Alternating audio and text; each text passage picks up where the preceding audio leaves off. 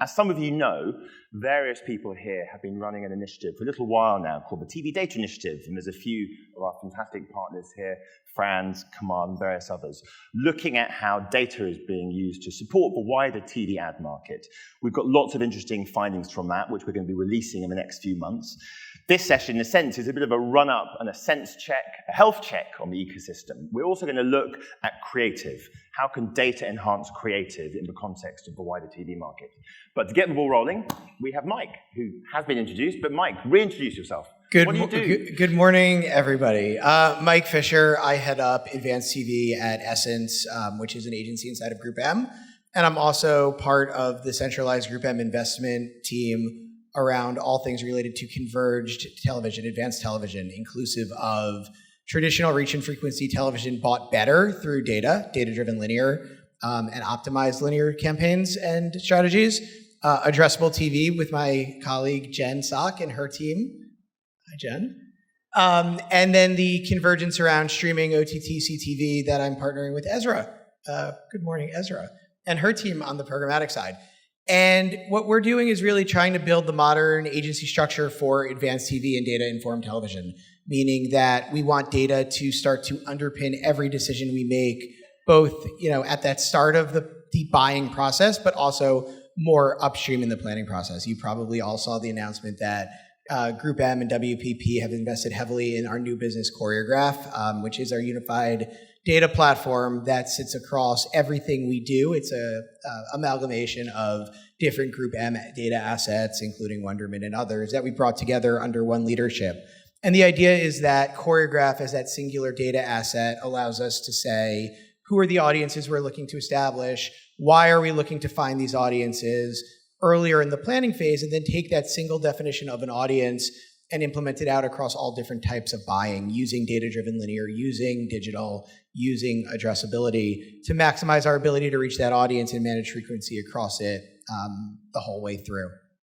So, Mike, you're right as an agency, you're right at the cutting edge of this stuff.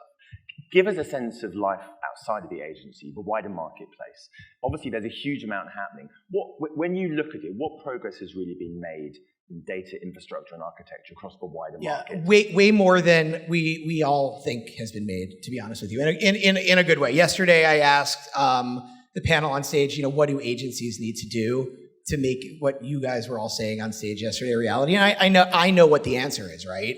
We need to restructure our teams. We need to be thinking more like ad tech than traditional agency people. We need to be able to bring in that level of thinking and make it a reality.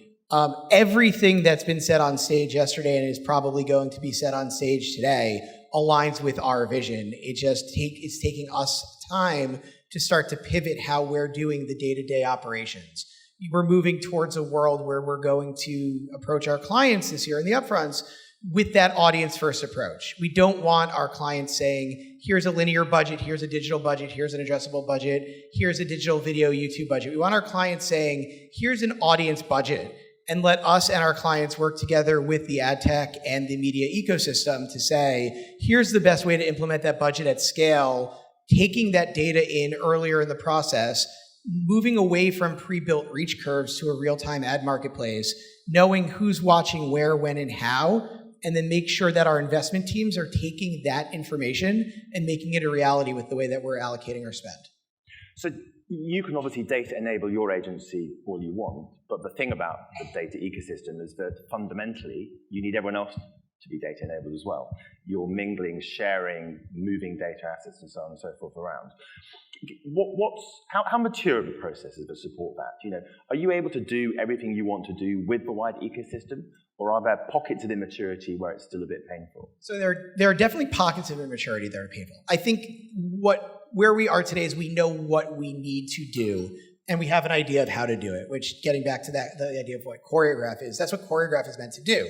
Choreograph for GroupM is meant to be that interoperability across the media data and tech ecosystem that allows a singular audience to move between cookie and cookieless environments, to allow easily onboarding into both established onboarders and new connections into the marketplace. It's not meant to compete with anybody out there. It's meant to be that underlying connection point that sits across GroupM and our clients. So in a sense, you're not waiting for the wider marketplace to stitch itself together. You're doing the stitching. I think the wider marketplace is stitched together fairly well right now. I mean, I can take a singular audience, go to OpenAP and implement that audience across 5 or 6 different networks from a data-driven linear perspective. I can use tools like Cadence, Aperture Platform, or Ampersand to do a scaled adjustable buy. I can use the Trade Desk in DV or direct buying to do programmatic. And it's all on that same audience. And then it's all rolled up and measured the same way because what we're doing is moving to a more advanced measurement workflow. So there are 2 problems, I guess, that lurk around this ecosystem. So the first one, and I'd love to hear your view on this, is data quality. We've got our friend Scott from TruthSet is here. I know lots of you are working with TruthSet and Neutronian and other businesses.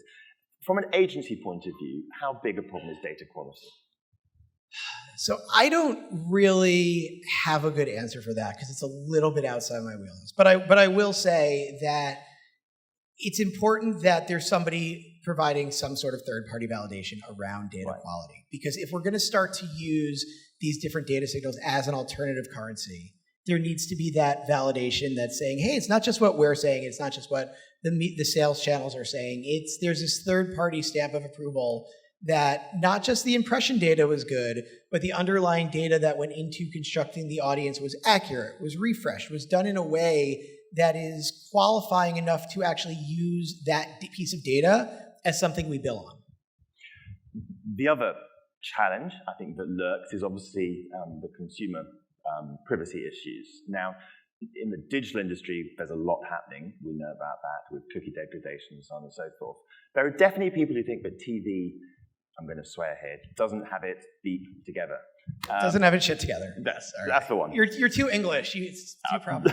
I'm doing my best. It's going to be filmed. It is being filmed. Sorry, Mike.